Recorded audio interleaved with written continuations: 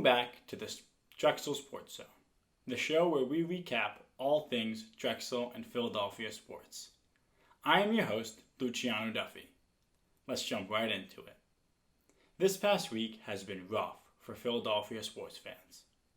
As the Sixers continue to look for their head coach, former Sixers superstar Jimmy Butler has made it to the NBA Finals with the Miami Heat.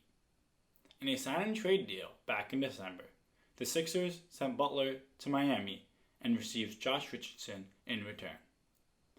Jimmy Butler seems like he is the missing piece that Philly needs. And the sad thing is, they could have kept him. Many of Butler's frustrations with the Sixers came with head coach Brett Brown. If the Sixers kept Butler instead of Brown a year ago, I believe that they'd be competing for an NBA title instead of looking for a new head coach. Speaking of which, a new report is that the head coaching job is, quote, Mike D'Antoni's to lose.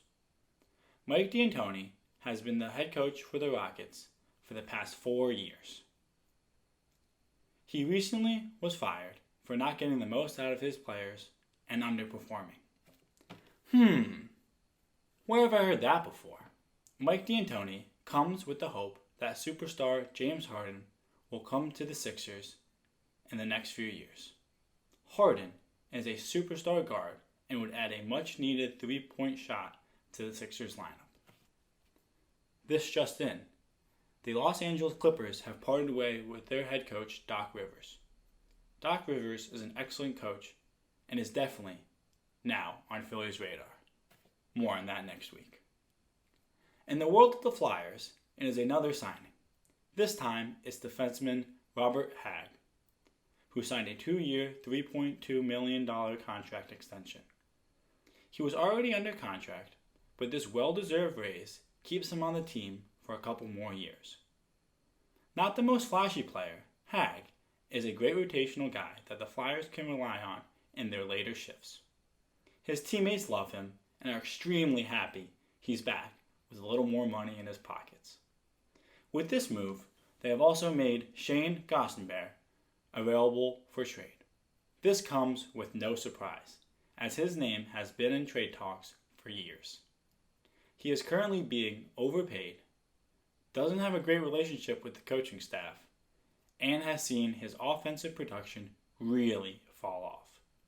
A change of scenery is what Gossenberg needs, and Philly hopes that they can get something good in return. The Phillies are a disaster. They completely fell apart in late December, and it cost them a spot in the MLB playoffs. In a year where there are fewer games, every game counts, especially down the stretch. With a wild card spot in their hands, what did they do in their last 8 games? Oh yeah, that's right. They lost 7 of them. This 8-game road stretch was too much for them to handle. The bullpen consistently blew games as the Phillies played themselves out of the playoffs. In a year where half of the league makes the playoffs, the Phillies find themselves home for the postseason. Like on their couch home, not in Citizens Bank Park. To make matters even worse, star catcher JT Realmuto still hasn't been re-signed and will potentially hit free agency. Realmuto is arguably one of the best catchers in the league. He deserves top catcher money if Philly is willing to pay him. If they don't, there are 3 other NL East rivals, including the Mets, that could use his services. Get the deal done, Philly, or it will haunt you. There is good news and bad news surrounding the Eagles. The one little bit of good news this week coming from the Eagles is that they didn't lose. The bad news is that they tied with the Cincinnati Bengals, and the injuries continue. A tie is one of the worst things in sports, and the fact that they still exist in pro football is way beyond me.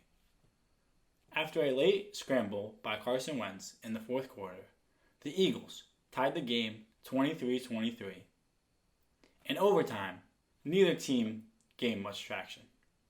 The Eagles had an opportunity to kick a 59-yard field goal to win the game.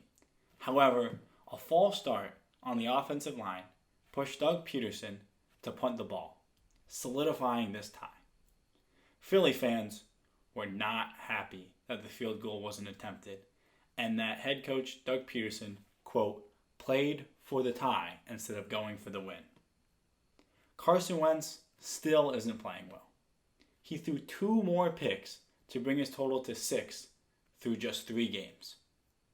He threw a total of 7 interceptions all of last year, to put that into perspective. He is playing with little confidence, and offensive weapons Desean Jackson and Dallas Goedert got injured in this game, which isn't doing him any favors. Also, the play calling hasn't been helping Wentz at all. On the flip side of everything, the Eagles were the only team in the NFC East that did not lose this week. The winless Eagles are still 1 game back from first in their division. Next week, the Eagles travel to San Francisco to play the 49ers on Sunday night. The 49ers are the only team that has been more injured than the Eagles this year. That being said, they're still a really good football team with a lot of depth. Let's see if the 0-2-1 Eagles can get a win and move up in the division. While all of the major Philadelphia teams seem to lose a lot in this past week, your Drexel Dragons did. Another undefeated week as Drexel's fall sports teams, much like the Eagles, did not record a loss this week. Still undefeated. That's all for now. I'll catch you next week. Now back over to the studio with Alexandria.